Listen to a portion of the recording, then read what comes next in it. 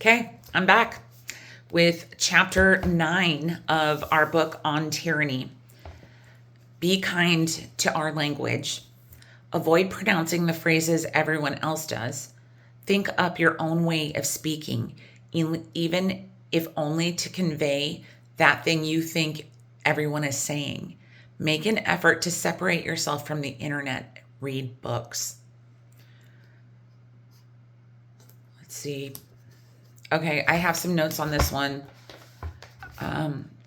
Lots of words are currently being banned from our government institutions, like the CDC. I encourage you all, when referring to DEI, something under major attack right now, to say the words. It's not DEI, it's diversity, equity, and inclusion. Only an asshole would be against those things. It makes me angry for years now that people are calling themselves Christians while trying to strip others of their civil rights. I really want to take that label back because none of their actions are Christian.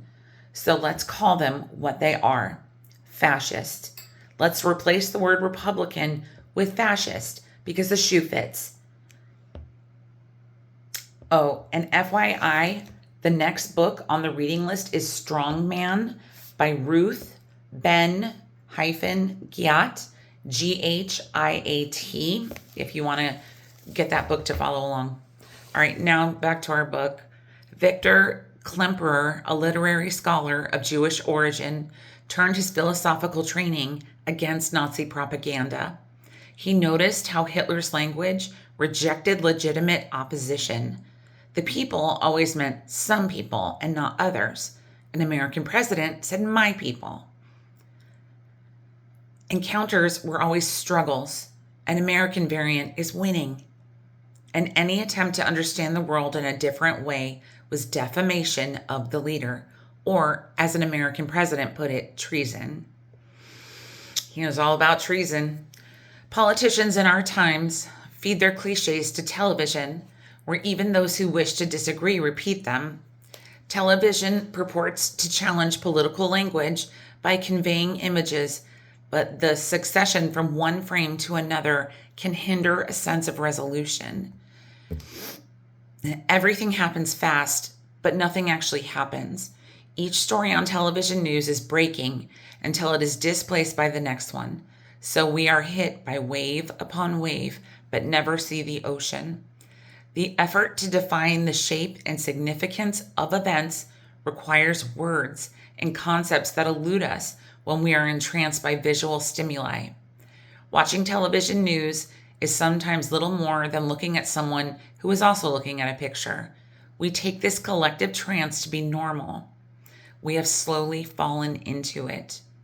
More than half a century ago, the classic novels of totalitarianism warned of the domination of screens, the suppression of books, the narrowing of vocabularies, and the associated difficulties of thought. In Ray Bradbury's Fahrenheit 451, published in 1953, firemen find and burn books while most citizens watch interactive television. In George Orwell's 1984, published in 1949, books are banned and television is two-way, allowing the government to observe citizens at all times. In 1984, the language of visual media is highly constrained to starve the public of the concepts needed to think about the present, remember the past, and consider the future. One of the regime's projects is to limit the language further by eliminating ever more words with each edition of the official dictionary. Staring at screens is perhaps unavoidable, but the two-dimensional world makes little sense unless you can draw upon a mental armory that we have developed somewhere else.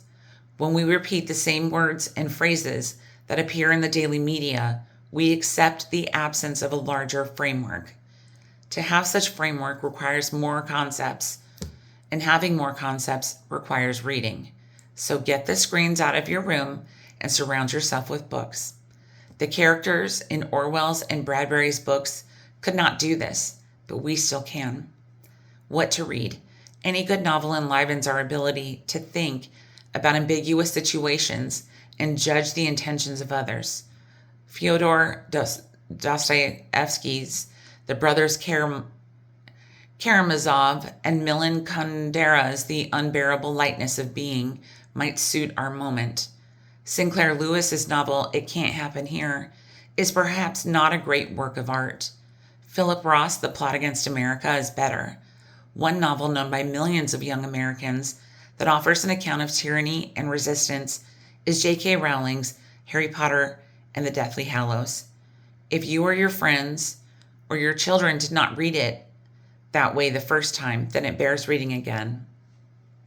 Some of the political and historical texts that inform the arguments made here are Politics and the English Language by George Orwell, The Language of the Third Reich by Victor Klemperer, The Origins of Totalitarianism by Hannah Arendt, The Rebel by Albert Camus, The Captive Mind by Czeslaw Milosz, The Power of the Powerless by Václav Havel, How to Be a Conservative Liberal Socialist by Leszek Kolakowski, The Uses of Adversity by Timothy Garton Ash, The Burden of Responsibility by Tony Junt, Ordinary Men by Christopher Browning, and Nothing is True and Everything is Possible by Peter Pomerantsev.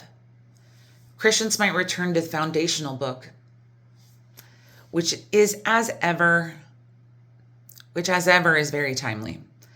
Jesus preached that it is easier for a camel to go through the eye of a needle than for a rich man to enter into the kingdom of God. We shall be modest, for whosoever shall exalt himself shall be abased, and he that shall humble himself shall be exalted. And of course, we must be concerned with what is true and what is false. And ye shall know the truth, and the truth shall make you free. Love you guys. Bye.